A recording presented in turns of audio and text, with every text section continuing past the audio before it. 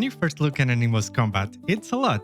Creatures swapping in and out, particles everywhere, ultimates popping off. It might just look like button mashing. But is there more going on, or are you just pressing buttons and hoping for the best? Despite being very accessible to pick up and play, Aniimo builds its depth by stacking layers of gameplay features, from combat mechanics to team building and game modes, all driven by constant trade-offs. Aniimo plays a lot like an action RPG, so positioning and dodging are pretty important, and your party can have any 4 Aniimos that you can instantly switch between. There's a total of 9 elements Aniimos can have, and when we account for dual types, that is 36 more type combinations for you to consider. And on top of that, you also have spatial advantages, as some Aniimos can use attacks while flying or underground. But what matters even more is the energy management. Every Aniimo has one passive ability, one ultimate, and can equip 2 skills from a pool they can learn. But most skills cost energy, and that energy is shared across the whole team, so you cannot just button mash every skill of every Aniimo off of cooldown, or else you'll quickly run out of energy.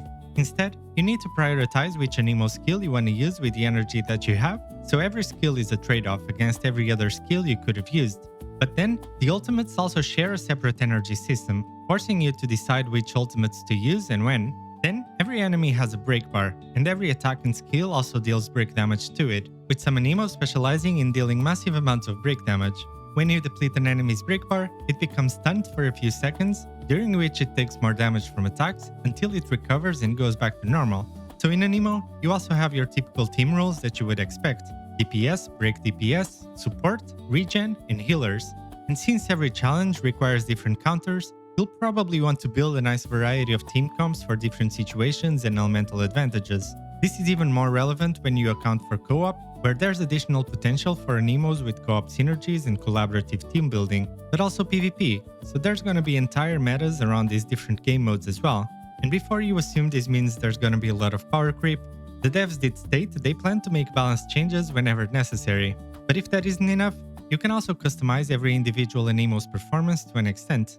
Not only do you have equipment called carried items and runes to give your Aniimos extra stats and passive abilities, you can also directly allocate stat points depending on whether you want your Aniimo to have more health, damage, break, regen, defense, or even crit rate and cooldown reduction. So if you still want that extra bit of depth, you've also got the usual tech: iframes or invulnerability frames during combat, which are ways to prevent all damage you're about to take by using your ultimate at the right time, and I believe the same applies to dodging at the perfect moment as well, although I wasn't entirely able to confirm that one yet.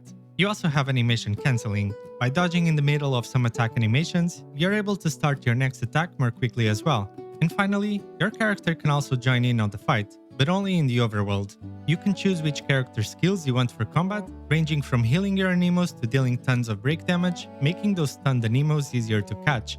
So is the combat just button mashing? Not really, but the best thing is, there's a playstyle for everyone here, so it can kinda be as well depending on how you build your teams. Some teams can be more complex and require more decision making, but you could also optimize an entire team to focus on a more button mashing friendly DPS. And although it's an exception, this is particularly true in this roguelike mode, where sometimes you're able to stack so many energy recovery passives that you can just spam your skills without ever running out of energy.